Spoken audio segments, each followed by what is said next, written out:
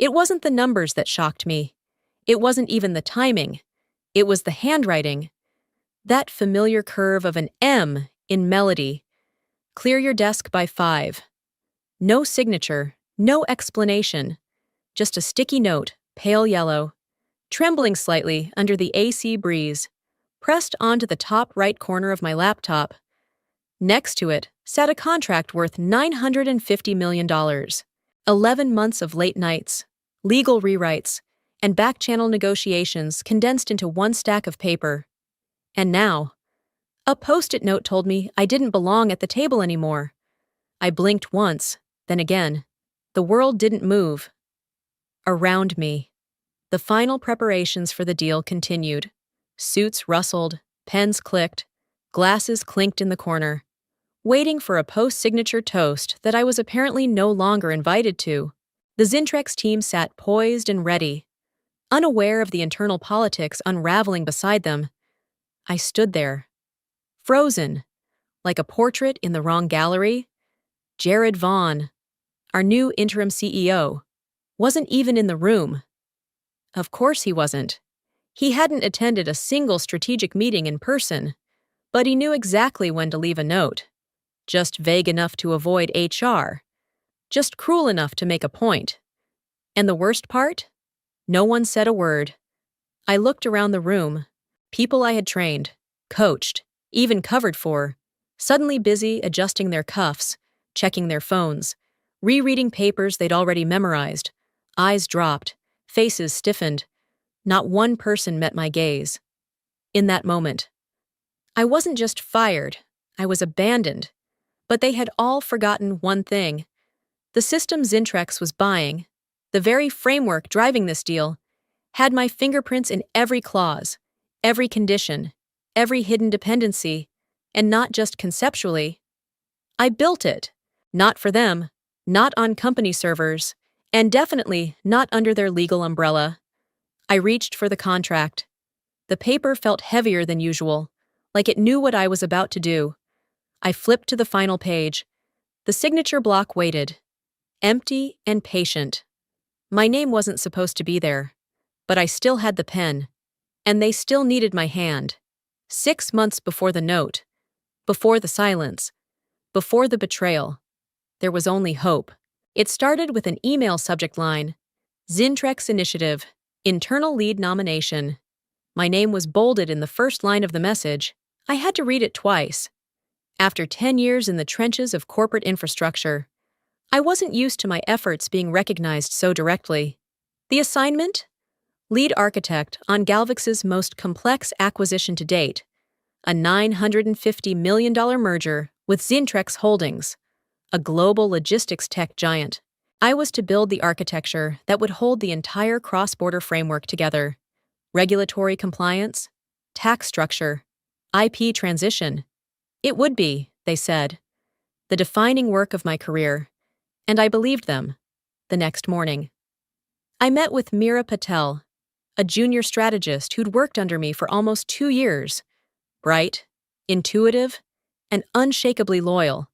When I told her I'd requested her to be my right hand on the project, she actually gasped. "You're serious," she said, eyes wide behind round glasses. "As a heart attack," I grinned. "But you're not sleeping much for the next few months." "Worth it," she said without hesitation. That night, I called my mother. "Mom, I can't make it out to Denver next weekend," I told her, gently.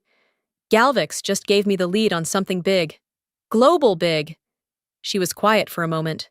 Then came her voice, warm, worn with pride and distance. "I miss you, Mel. You've been chasing this your whole life. Just promise me when it's done. You'll come home." I smiled into the receiver. "I will. Once I finish this project, I'll come home. I promise." The first 6 weeks were a whirlwind of whiteboards, drafts, diagrams, and impossible meetings. I built system blueprints by day, then polished them at night on my personal laptop, mostly because Galvix's secure system wasn't secure enough for my standards. Meera brought me coffee so often. The barista near our office memorized both our orders. But something was off. Jared Vaughn, our new interim CEO, had yet to sit in on a single design session.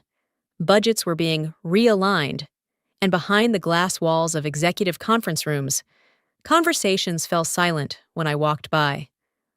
One Friday evening, Mira looked up from her screen. "Hey, you trust him?" she asked cautiously. "Trust who?" "Jared." I didn't answer, just clicked Save As on my file and typed a new name into the box. Thorn Framework Jofter V1. That weekend, I registered an LLC, Thorn Parallel Group. Camille, an old law school roommate turned corporate attorney, helped me set it up. Freelance consulting firm. I told her, "You planning to moonlight?" "Just planning," I said. I never meant to use it. I never thought I'd need to. But something inside me whispered, "Build your own vault, just in case they try to lock you out of theirs." By the end of week 8, the bones of the system were complete. Mira had grown into her role faster than I expected, and I still believed in the project, in the future, in the promise of recognition. What I didn't know yet was that hope, unchecked, can turn into the perfect trap. They thought I was just building a system. They didn't realize I was building a shield. The framework had become more than a set of diagrams.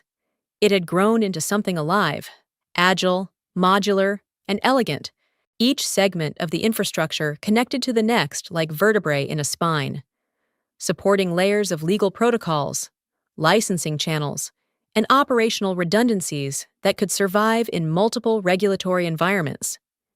It was mine. My mind, my rules, my structure. And yet, it wore Galvix's badge.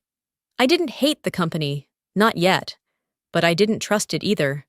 By week 9, my unease had solidified into something unshakable. Jared Vaughn, who had barely been visible during the early stages, was now dropping cryptic comments in exec briefings. "We need to think long-term. Legacy roles are being reassessed." And once, with a thin smile, "No one is irreplaceable." He never said my name. He didn't need to. So I made a decision, not one born of spite, but survival. Camille met me at a quiet cafe off 3rd Street, across from the city library. Her dark hair was pulled into a low knot, and she wore that subtle lawyer's look. Neutral blouse, perfect posture, eyes always scanning. "You're not leaving Galvix, are you?" she asked, before I even sat down. "No," I said. "I'm staying, but I need a firewall." Camille didn't ask questions. She pulled out her laptop and began typing. "Name of the holding entity?" "Thorn Parallel Group." She paused. "That's very... you." I smiled faintly. "It sounds like something off a circuit board, right?" Within the hour, the LLC was real, legally registered, tax compliant, and airtight, on paper.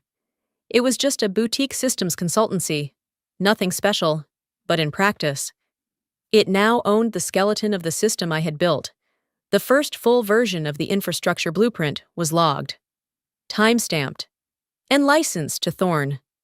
Galvix still had access to my work. But now, I had a legal foundation to stand on, back at the office.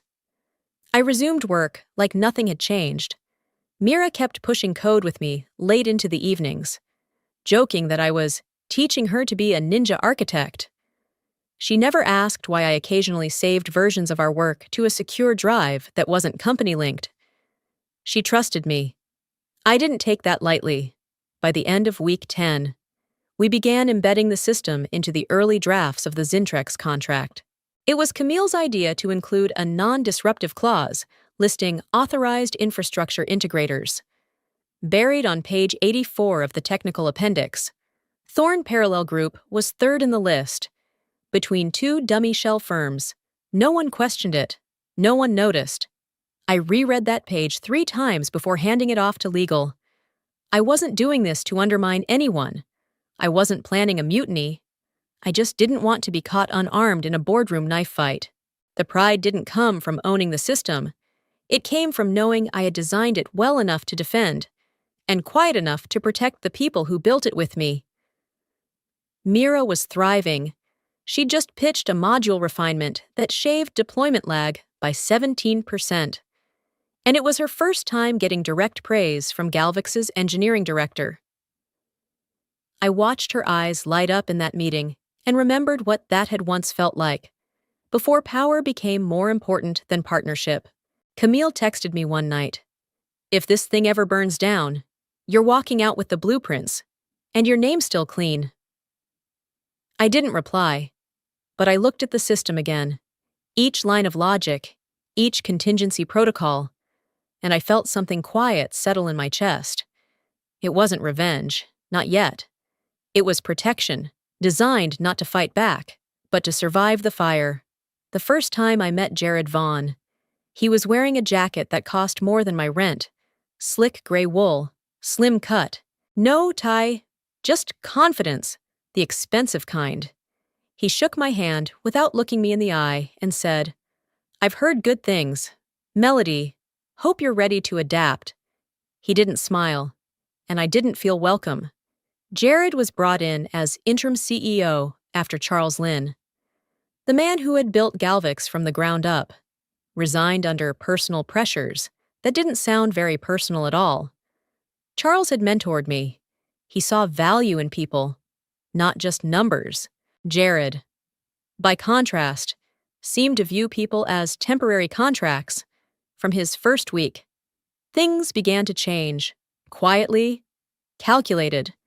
Legacy managers reassigned.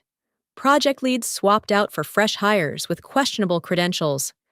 Charles's old team started disappearing one by one, either pushed out or politely reassigned to departments they'd never worked in before. At first, I told myself I was imagining it, that people were just moving on. But when Mira whispered to me, "They just reassigned Mark to a compliance project in Miami, without telling him," I felt something cold settle in my gut. Then it was my turn. In our bi-weekly strategy meeting, Jared took the head seat and interrupted me halfway through a sentence. "Let's skip the deep tech dive. Melody, we're trying to keep this high level. Executives don't need engineering lessons." The room fell silent. I glanced at the other team members, looking for a flicker of support. One pair of eyes met mine. Olivia Tran, our senior financial analyst. We'd worked side by side for 4 years. She once stayed with me in the hospital waiting room when my mother had surgery. Now? She looked down and pretended to write something. I finished my sentence, lips tight, after the meeting. I sat in my office, staring at the clause, the one Camille had helped me bury inside the Zintrex contract. Authorized infrastructure integrators include Thorn Parallel Group. I hovered my cursor over it. I considered deleting it. I didn't want war. I wasn't planning betrayal. I just wanted to do the job right, be part of something bigger, something real. But that meeting, the interruption, the humiliation, the silence of people who once had my back, cracked something inside me. I closed the window. The clause stayed. Later that week, Jared rolled out a new performance review initiative. Realignment reviews. They called them, but only those associated with Charles Lynn's tenure were being reviewed. I was told mine would happen in 2 weeks, led by a new VP I had never met. Mira caught up with me as I left the building. "Are they trying to force you out?" I didn't answer. She didn't push, but I knew the answer. At home, I couldn't sleep. I sat on my balcony with a glass of white wine and reread the email from legal confirming the Thorn clause had been accepted without question. My thumb hovered over Camille's name in my contacts. I almost called. Instead, I wrote a new line in my notebook. "Don't delete anything you might need later." The next morning, Olivia walked past me in the hallway, for a moment. I thought she was going to stop, to say sorry, or even just offer a smile, but she walked by like we'd never shared years of collaboration. Crises and inside jokes. The wind had shifted, and I knew it. I wasn't just being pushed aside. I was being erased, politely, but deliberately. And the people I thought I could rely on, they were already gone, just waiting for the paperwork to catch up. By week 11, the silence was no longer an oversight, it was a strategy. My emails were taking longer to reach their recipients. Shared folders I had full access to suddenly required new permissions. Calendar invites for project syncs began arriving without my name attached. At first, I blamed the system, IT glitches, administrative mistakes. I even submitted a support ticket, only to be told, curtly, "Your access appears normal from our side." It wasn't. I sat in the Monday Leadership Sync, now oddly renamed Program Pulse, and realized I was the only one without printed materials in front of me. Mira leaned in, whispering, "They sent it to the internal list this morning." "I'm still on that list." Mira gave me a soft look and didn't say anything. I began to notice the way people navigated around me. Eye contact was brief or avoided altogether. Conversations paused when I entered a room, and never quite resumed. Olivia, who had once walked with me to lunch every Wednesday like clockwork, now took the elevator early or late, but never with me. Even my desk felt different. I'd come in and find pens slightly out of place, documents rearranged, like someone was subtly testing how much I still paid attention. I told myself I was imagining it. I wanted to believe that. But then came HR. I'd sent an email requesting clarification on my performance review, something I'd previously been commended for leading. 2 days passed. Then 5. No response. I followed up twice more. Still silence. On Friday morning, I walked to the HR office myself. Janelle, who had known me for 6 years, barely looked up. "It's in progress," she said, already turning back to her screen. "I just need to know who's assigned. You'll receive a calendar invite if needed. That's all I have." "Melody?" I stood there for a moment, then walked away. That evening, I sat alone in the quiet of the 17th floor lounge, where no one really went after 6. The skyline was pale and ghostly, twilight painting the glass in washed-out blues. I stared out at it, wondering when exactly I had gone from valued to invisible. Was it me? Had I misread something? Was I too cautious, too controlling, too difficult?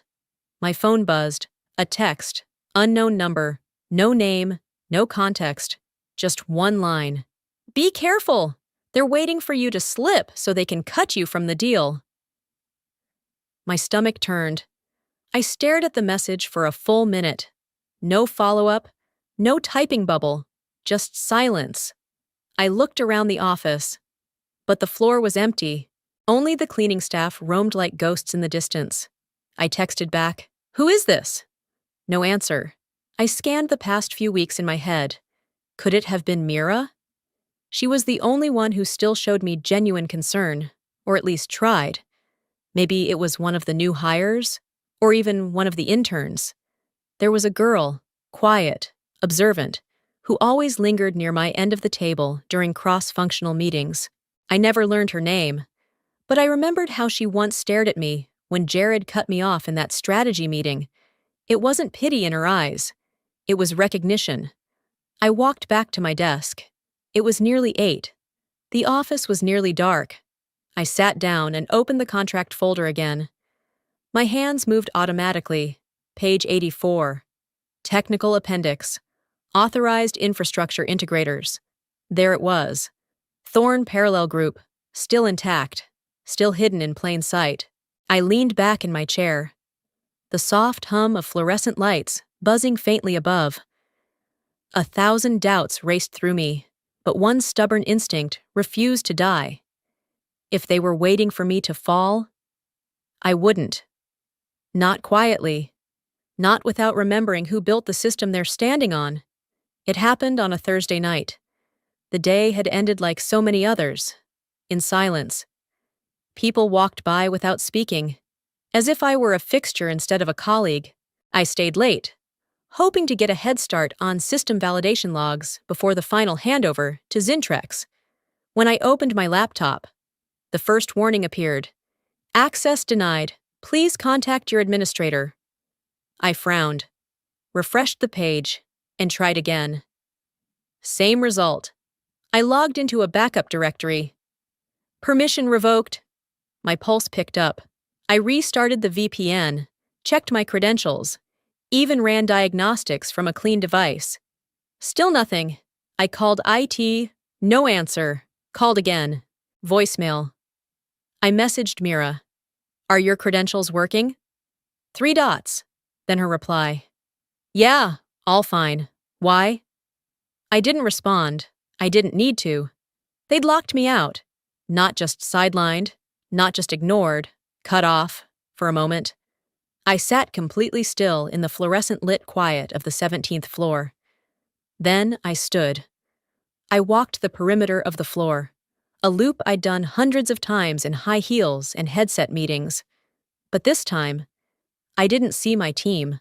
I saw ghosts, empty chairs, turned backs, framed plaques on walls with names I once respected, many now gone.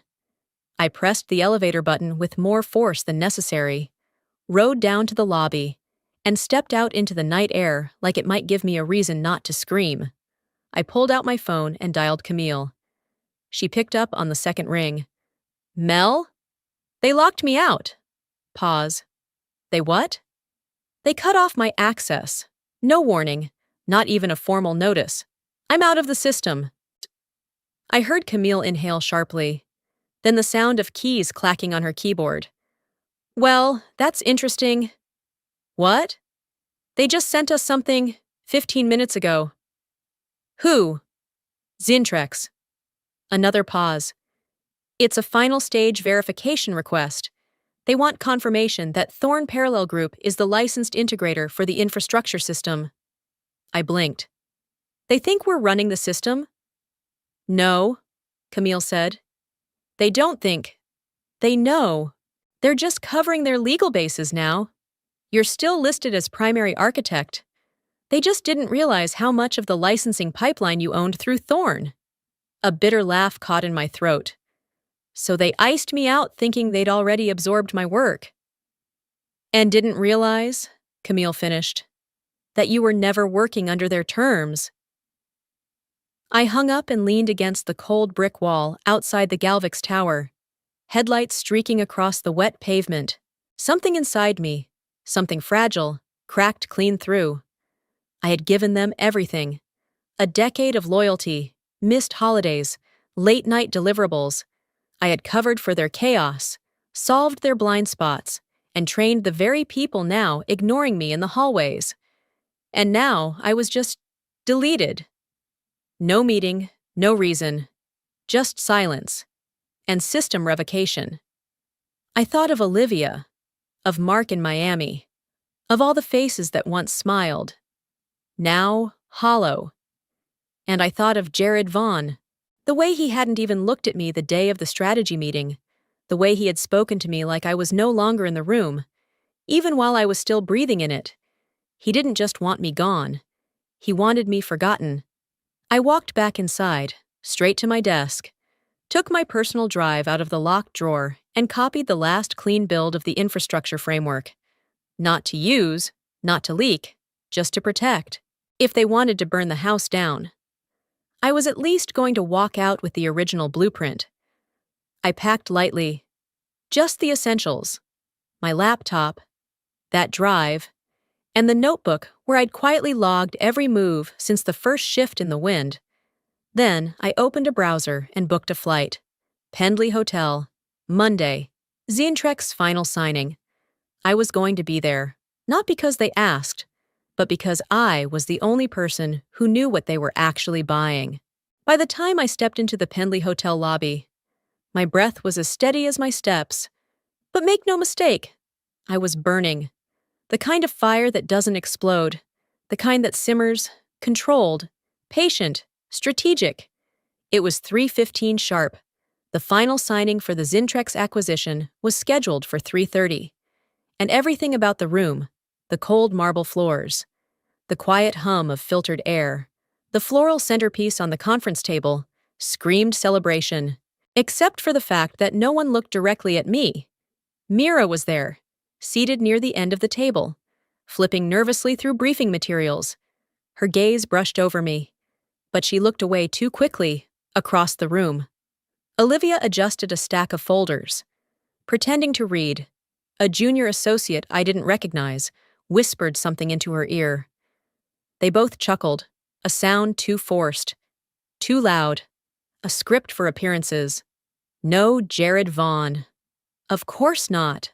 He was never one to face discomfort head-on. He'd send someone else to collect credit, or deliver a knife. I walked calmly past them all, heels soft against the hotel carpet. No greetings, no acknowledgement, just me and the silence they wore like armor. And yet, no one stopped me, not even the senior counsel from Zintrex, Daniel Crane, who looked up with vague recognition and offered a tight smile. "Melody," he said. "Didn't expect to see you here." I smiled back, not wide, not warm. "Thought I'd witness the finale." He nodded once, perhaps sensing more than I let on. At 3:21. The pre-signing brief began. Galvic's legal team skimmed through the structure. Mira presented the handover protocol she and I had rehearsed so many times we could recite it in our sleep. Only now. She avoided eye contact completely. As she spoke, I leaned slightly forward and scanned the contract packet beside her. My eyes found it immediately. Page 84. Technical Appendix. Authorized Infrastructure Integrators. 1. Redacted. 2. Redacted. 3. Thorn Parallel Group, LLC. Still there, still untouched, buried like a trigger, silent, inert, until someone noticed. Which no one had. They didn't realize what they were holding. The engine of the entire deal, the infrastructure blueprint, and the only entity legally allowed to validate its integration was me. I waited. At 3:25, the contract packets were handed out. At 3:26, the Galvic's attorney asked, "Are we ready for execution?" The Zintrex side nodded. My fingers moved before my voice did. "Calm. Certain." I took a pen from the table, uncapped it, and flipped the packet open in front of me. Mira paused mid-sentence. Olivia froze slightly in her seat. Even Daniel leaned forward as I reached page 86, the signature block. No one spoke. No one stopped me. Because no one really understood what I was doing. Because I was already supposed to be gone. I hovered the pen just above the line. The silence in the room was dense, artificial, as though sound had been pushed out by tension. This wasn't revenge. Not yet. This was reclamation. Of dignity. Of authorship. Of every late night, every red line, every version of this system they had quietly tried to make theirs. And still, I said nothing, because that would have been too easy for them. Let them keep guessing. I signed. One motion, clean, unshaking. When I handed the packet to Zintrex's legal team, no one asked whose name I'd written. No one checked the entity line at the bottom. The Galvic staff clapped politely, as if they'd just finalized a deal they fully understood. But they hadn't, because they didn't know what they'd just let walk out the door. It's strange how quiet victory can be. No trumpets, no confetti, no raised voices or fists in the air, just the sound of a pen sliding across paper, and a decision that would change everything, permanently. As I sat at the long table in the Penley Hotel conference room, beneath chandeliers that hummed softly above polished glasses and muted applause, I flipped through the contract packet in front of me, each page crisp and thick, each clause polished by hours of legal labor. The illusion of order. But I wasn't here for ceremony. I was here to correct the record. Across the table, Mira gave her final notes, reading aloud the handover procedures like it hadn't all been built between our caffeine-fueled nights. I could still see the smudge of ink on her finger, a telltale sign she'd been marking edits until the last minute. She didn't look at me. She hadn't for days. To my right, Olivia shifted in her chair, clearly sensing tension but unwilling to name it. She hadn't spoken a word to me since the realignment meeting where Jared undermined me in front of the board. Her silence then hurt more than Jared's dismissal. But today, I wasn't asking for anyone to speak up. The legal packets had been distributed. All signatures except one had been placed. And mine was the last line waiting. I flipped to the back. Page 86. The signature page. I studied the block of text at the bottom. Execution entity, Galvix Corporation. Staring back at me like a lie printed in Times New Roman. It didn't belong. Not anymore. Not after they'd erased my name from every thread, every directory, every meeting room they once begged me to fill with ideas. I reached into my folio and removed a different signature page, one that looked identical to the others. Same formatting, same language, except for one correction. Execution entity, Thorn Parallel Group, LLC. It had already been vetted, already backed by the underlying architecture, the licensing keys, the deployment hooks, the modular encryption triggers, all led back to Thorn, not Galvix, not Jared, me, and they hadn't even noticed. I slid the new page seamlessly into the packet. At that moment, Mira glanced up, her eyes met mine. Just briefly, she knew, but she said nothing, in a way. I appreciated that more than confrontation. She wasn't loyal to me anymore, not actively, but something in her had decided not to get in the way. I picked up the pen, and then I stood. Zintrex's legal liaison, Daniel Crane, was reviewing compliance logs by the far wall. He didn't expect me to approach, which is why he blinked in surprise when I handed him a small silver USB. "This is the final framework package," I said, my voice calm and low. He raised an eyebrow. "From Galvix?" "From me," I corrected. "The working version, pre-deployment build, source-mapped and fully licensed. The other version won't function without the integration key, and only one entity holds that key." His expression sharpened. "You're saying Galvix can't activate it? They can't even explain it." A pause, then, "But you can?" He didn't argue, just nodded, tucked the USB into his folder, and walked off to inform his counsel, back at the table. The packet sat quietly. Innocent, legal, lethal. I opened it once more and looked at the signature line. Then, with a steady hand, I signed. It wasn't vengeance. Not really. It was reclamation. For the weeks of silence. For the people who turned their backs. For the meetings I led but was never invited to afterward. For being used, then discarded. And most of all, for the system they never truly understood. Because if they had, they would have known not to leave me with the pen. I reached into my blazer pocket one last time. Inside was the silver ring I'd worn since the day I was named lead architect. A personal token I'd bought quietly. Not flashy, just a reminder of who I was at the beginning. I slipped it off my finger and placed it on the table, right where Jared Vaughn's name should have gone. No one stopped me. No one knew what to say. That was the beauty of operating in silence. They never saw it coming. As I walked out of the Pendley Hotel, I didn't look back. I didn't need to. By the time they realized what I had done, the ink would be dry, the contracts irreversible, and Thorn Parallel Group would be the only legal gatekeeper to the $950 million infrastructure they thought they had absorbed. They didn't absorb anything. They just signed it over. At 8:02 in the morning, the first email hit. Subject line: Zintrex finalizes historic merger with Thorn Parallel Group. 900 deal confirmed by 8:03. Galvix's internal messaging system exploded. What is this? Was that a typo? Did legal approve this wording? Who the hell is Thorn? By 8:04, someone forwarded the press release to Jared Vaughn's executive inbox. He didn't open it, not immediately.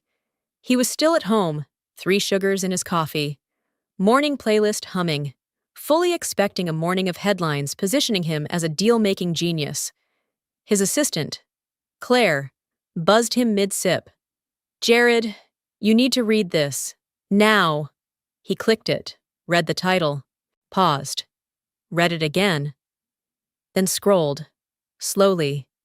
As if disbelief might delay reality, there it was. In bold beneath the headline, Thorn Parallel Group, LLC will serve as the exclusive integrator and system architect for all cross-jurisdictional infrastructure as outlined in the final agreement signed at Pendley Hotel on Monday. No mention of Galvix, no Jared Vaughn, no legacy, just Thorn, and a contract that had already been registered, validated, and time-stamped, filed through Camille's legal team 72 hours earlier, back at the Galvix office. Chaos was a quiet thing at first, emails flying, voices rising behind frosted glass, but it took less than 20 minutes for the full storm to hit. Legal scrambled to pull the original contract. The problem? The signed packet at Pendley had already been submitted to both the SEC and international compliance partners. There was no edit, no reversal, no second version. Camille had made sure of that. At 8:15, Mira sat frozen in front of her screen. The legal email chain had reached 56 messages and counting. Someone used the phrase irreversible execution, and she quietly got up from her desk to avoid the inevitable fallout. She didn't go far, just to the quiet corner conference room where she had seen Melody sit so many times in silence. She pulled out her phone and stared at it for a long moment.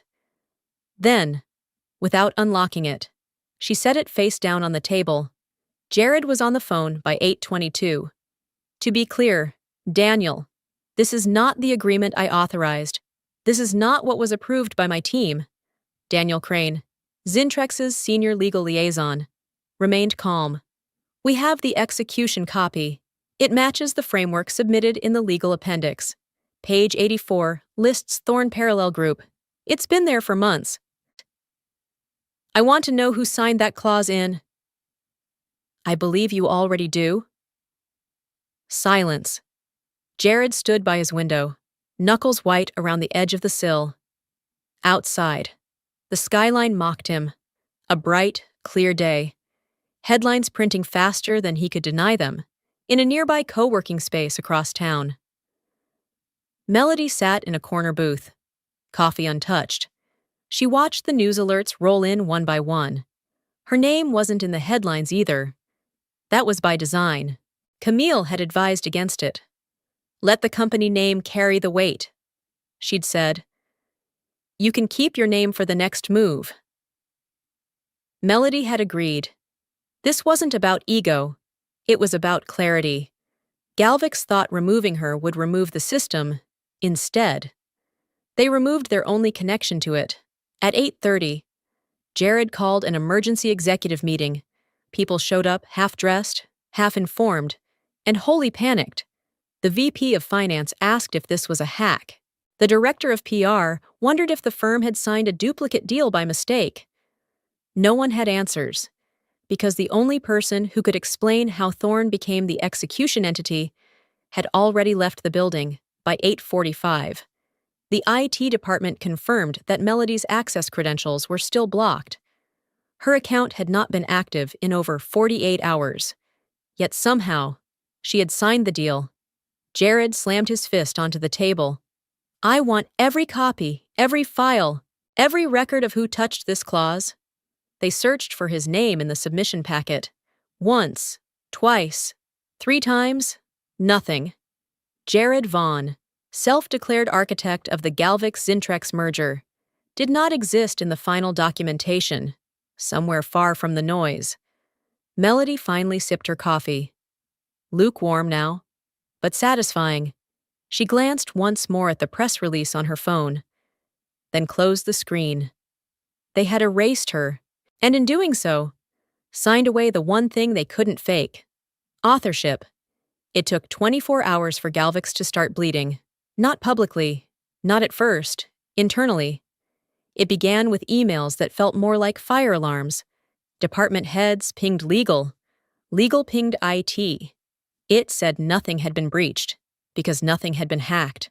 And yet, somehow, the $950 million deal they'd been celebrating was now being credited to a company most of them had never even heard of. Thorn Parallel Group. By the next morning, the stock had dropped 6%, and by 11:02, Jared Vaughn was out. The board didn't even meet in person. The call lasted 9 minutes. The wording of the announcement was sterile.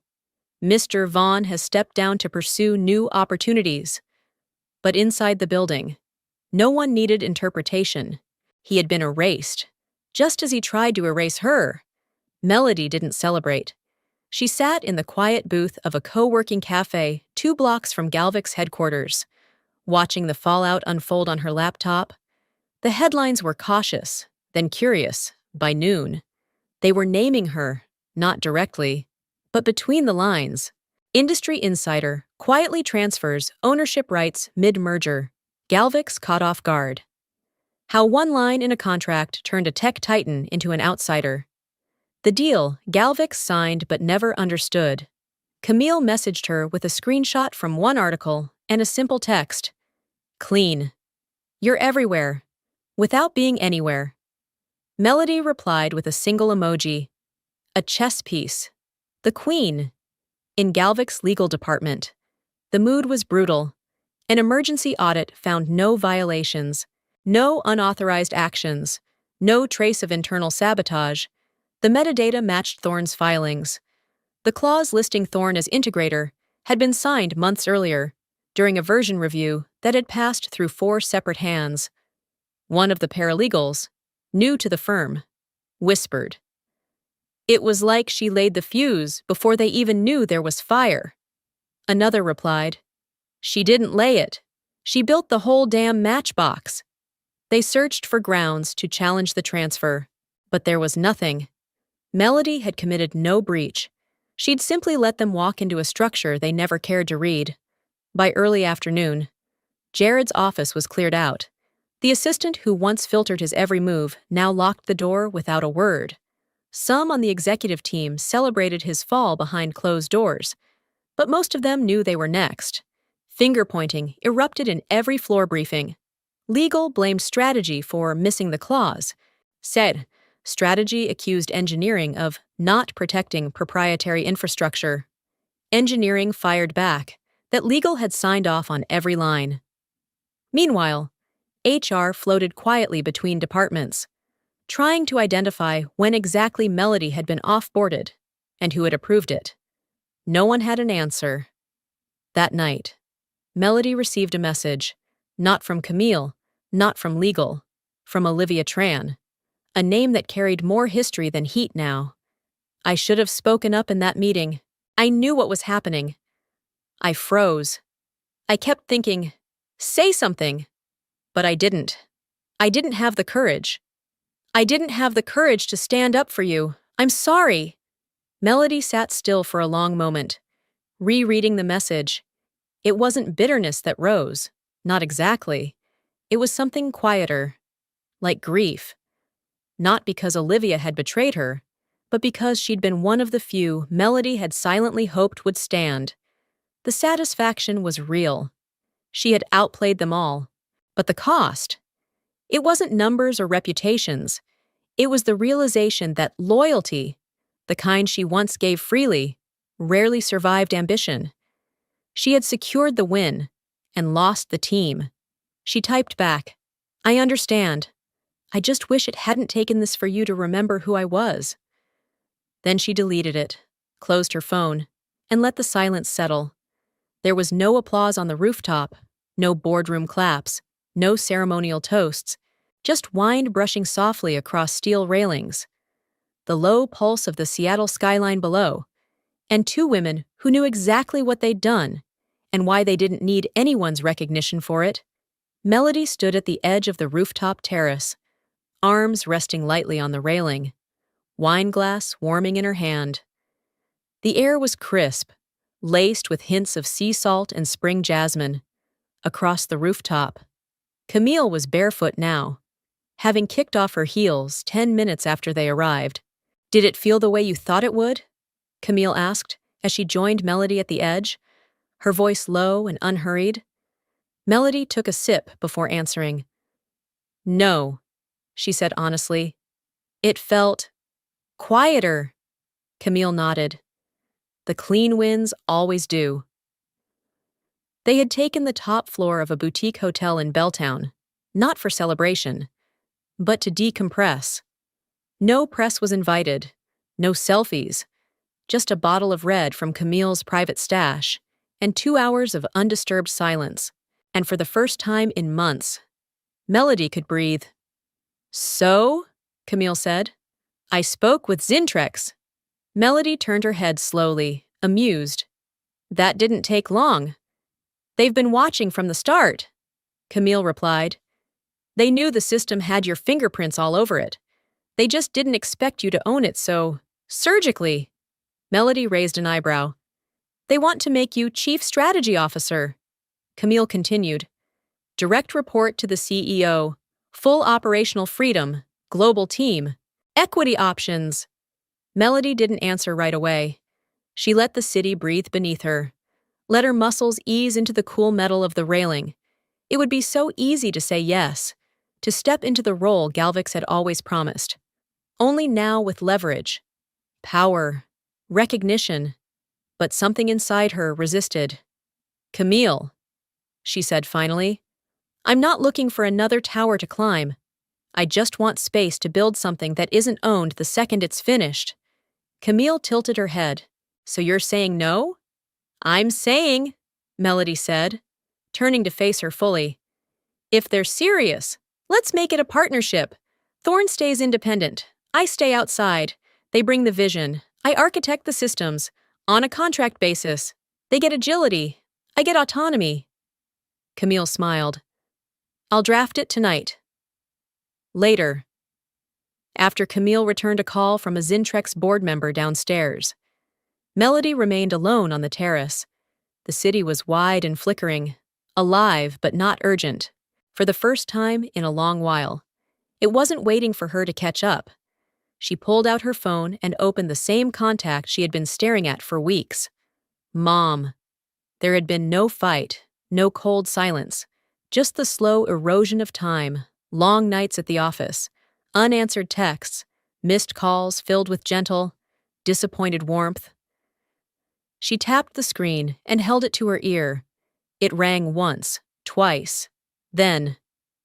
Hello? Her mother's voice was soft, textured with surprise. Melody closed her eyes and let the sound settle. It's me, she said. I should have called sooner. A pause, then. I'm just glad you're calling now. Melody felt her throat tighten. I finished something big, something important, but I realized it didn't matter unless I could share it with you. They talked about small things. The garden, the rain, her mother's new obsession with fermented garlic. No talk of contracts, no mention of Jared, just warmth, just voice. Before hanging up, Melody whispered, Thank you for not giving up on me. Her mother answered simply, Never. When the call ended, Melody stood alone in the silence, a different kind of silence now, not the weapon they used against her in the halls of Galvix, but something lighter, something earned. She looked out at the skyline and took a deep breath. She had no deadlines, no decks to revise, no metrics to defend, only options, only space, only the sound of her own thoughts, unfiltered, unjudged, and finally, free, freedom. It turned out, wasn't a door kicked open, it was a rooftop, a glass of wine, and the absence of apology. Some people think power is loud, that it comes in the form of a raised voice, a slammed door, a final confrontation in a crowded conference room. They imagine retaliation as explosive, operatic, something that echoes in the halls and makes people flinch. But Melody had learned something else. Real power? It doesn't shout, it signs. 3 days after the rooftop meeting in Seattle, She returned to her apartment. It was smaller than anything she could now afford, but it still smelled like lavender oil and fresh ink, two things she'd always used to stay grounded. Her plants had survived the chaos. Her books waited on the shelf, untouched but familiar. She poured herself tea, not wine this time. Then she opened her laptop. Her inbox was a flood of the expected. Follow-ups from Zintrex Legal, NDAs from media groups hoping for a statement. At least a dozen congratulations from old contacts pretending they'd always believed in her. But one email stood out. No subject line, no signature, just a single sentence. Thank you. You made me believe I could finally stand up, too. She stared at it for a long time. No name, no context, no follow-up. But it hit harder than any of the headlines. Somewhere inside Galvix, or maybe Zintrex, or one of the countless tech firms that had watched this unfold, someone had been paying attention. Someone who had seen her pushed aside, ignored, undermined, and who'd thought, that's just how the game works, until Melody showed them another way. She closed the laptop slowly, hands relaxed, not clenched, not with fury, with closure. This wasn't vengeance. It wasn't even redemption. It was a redefinition. She thought back to that day in the Pendley Hotel. How no one made eye contact. How Jared never showed. How the silence in the room had been so thick it nearly convinced her she didn't exist. But she had. And when they thought she was gone, she rewrote the story. No shouting. No threats. Just one final page. And a pen in the right hand. In the end. They didn't remember her because she screamed. They remembered her because she didn't have to. Because when the system came crashing down, all the pieces still pointed to the same architecture. Hers. The clauses, the structure, the licensing, the blueprint of the deal that had made them all millionaires or ruined their careers. She had built it. And when they tried to erase her, they'd only deleted their own access. Camille called later that afternoon. They're still unraveling Jared's decisions, she said. But it doesn't really matter now. Zintrex signed the revised partnership doc this morning. Thorne has full strategy rights on the next 2 system builds. Melody just nodded. We'll do it right this time. No panic, Camille replied. Just precision. They said goodbye, with no need for small talk. As the sun dipped below the skyline, Melody moved to her desk by the window. The city outside was buzzing, alive with new stories, new players, new deals being drafted by people who still thought the loudest voice in the room always wins. She knew better now. She didn't need noise. She just needed her name. On the page, on the clause, on the structure. And that was enough. Because silence isn't always weakness. Sometimes, it's the space where the real work happens, where power shifts, where foundations move, where a woman no one expected rewrites everything, quietly, completely, and under no one's banner but her own. And if you've ever been talked over, erased, or underestimated, know this. You don't need to shout to be heard. You just need to outlast the noise. Sometimes the loudest revenge is survival with your name intact. If Melody's story moved you, share your thoughts below, your silence-breaking moment, your quiet victories. And if you're ready for more stories of justice, power, and reinvention, hit that subscribe button. We'll build something stronger together.